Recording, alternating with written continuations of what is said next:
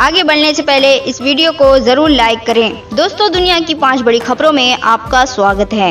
हम आपको बताएंगे, इंडोनेशिया में बड़े पैमाने पर फ्रांसीसी उत्पादों का अभी भी बहिष्कार हो रहा है और स्टोर से सामान हटाए जा रहे हैं, जिससे फ्रांस सरकार को गहरी चिंता हो रही है। वहीं आगे आपको बताएंगे, कार्टून विवाद पर तनाव कम करने के लिए फ्रांसीसी विदेश मंत्री अरब देशों की दौड़ लगा रहे हैं और अभी मिस्र पहुंचे हैं। इसके बाद आपको बताएंगे, अमेरिकी चुनाव में ट्रंप अपनी हार मानने को तैयार नहीं और चुनाव में बड़ी धोखाधड़ी का आरोप लगाया है, जिससे अमेरिका के अभी भी माहौल गर्म है। आगे आपको ये भी जानकारी देंगे, अजरबैजान को मिली बड़ी कामयाबी में नागोर्नो कराबाख के दूसरे सबसे बड़े शहर को आज़ाद करा लिया गया है और अब अजरबैजान में बड़ी खुशी का माहौल है। तुर्की से बड़ी खबर ये है कि अर्दगान के दामाद ने वित्त मंत्री के रूप में पद से इस्तीफा दे दिया है।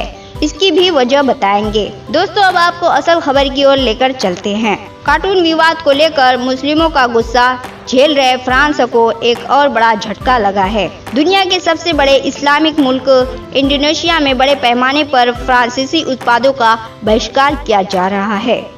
फ्रांसीसी उत्पादों के खिलाफ बहिष्कार में कई स्टोर सीधे शामिल हुए हैं। दोस्तों, आपको बता दें, पूर्वी जावा और पश्चिम कालीमंतन प्रांतों में बासमुला पसूरान शहर में स्थित मुस्लिम समुदाय के स्वामित्व वाली स्टोर श्रृंखला है, जिसने अपने 180 आउटलेटों से गोदामों में स्टोर करने के लिए फ्रांसीसी उत्पादों को हटा दिया।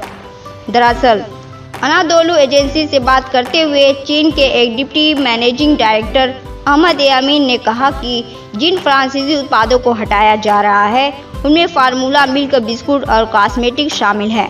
कार्टून विवाद पर तनाव कम करने के लिए मिस्र पहुंचे फ्रांसीसी विदेश मंत्री तो पैगंबर मोहम्मद सल्लल्लाहु अलैहि वसल्लम के विवादास्पद कार्टून के प्रकाशन के बाद मुस्लिम दुनिया में उपजे तनाव को कम करने के लिए फ्रांसीसी विदेश मंत्री जावेस ले ड्रियन रविवार को मिस्र पहुंचे।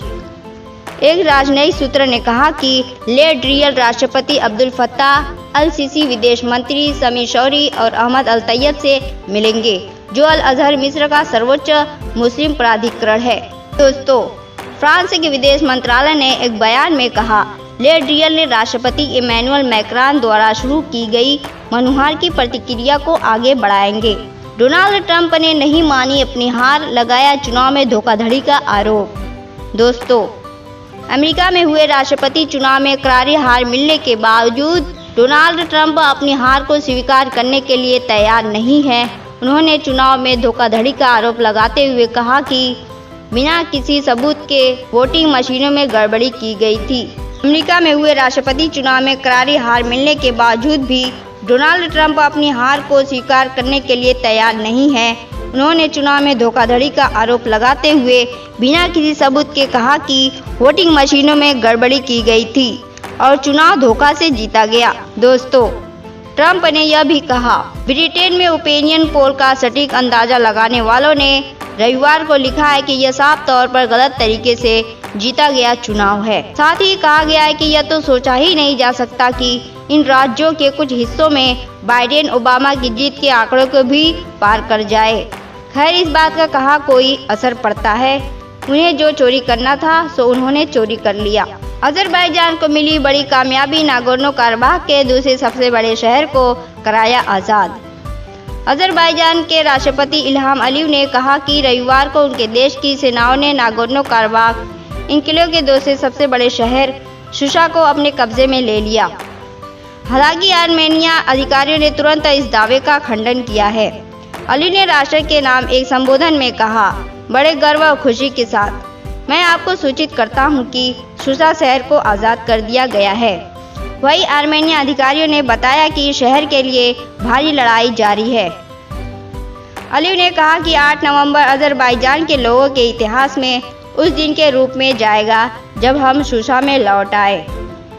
राजधानी बाकू में एजरिस जश्न मनाने के लिए बड़ी संख्या में इकट्ठा हुए, झंडे लहराए और नारे लगाए, ने अपनी कार के हॉर्न बजाए। दोस्तों, अब आपको बता दें, अर्दगान के दामाद ने वित्त मंत्री के पद से इस्तीफा क्यों दिया। दरअसल तुर्की के राष्ट्रपति रेसेप तैयब अर्दगान के दामाद ने अपने इंस्टाग्राम अकाउंट पर एक बयान में स्वास्थ्य कार्डों का हवाला देते हुए रविवार को वित्त मंत्री के रूप में इस्तीफा दे दिया। दोस्तों, भरत अलबायक ने कहा, लगभग 5 वर्षों तक मंत्री पदों पर सेवा करने के बाद मैंने स्वास्थ्य के मुद्दों के कारण अपना कर्तव्य वित्त मंत्री के रूप में जारी नहीं रखने का निर्णय लिया। दोस्तों, उन्होंने कहा कि वो अपने परिवार के साथ अधिक समय बिताएंगे।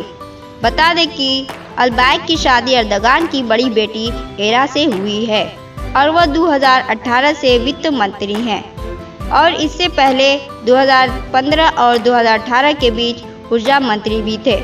हालांकि उनका इस्तीफा स्वीकार किया गया है या नहीं, इस बारे में कोई जानकारी नहीं है। दोस्तों, इसमें आपकी क्या राय है, नीचे कमेंट बॉक्स में ज़रूर बताएं। मिलते हैं अगली बड़ी खबर में, तब तक अपना ख्याल रखें। धन्यवाद।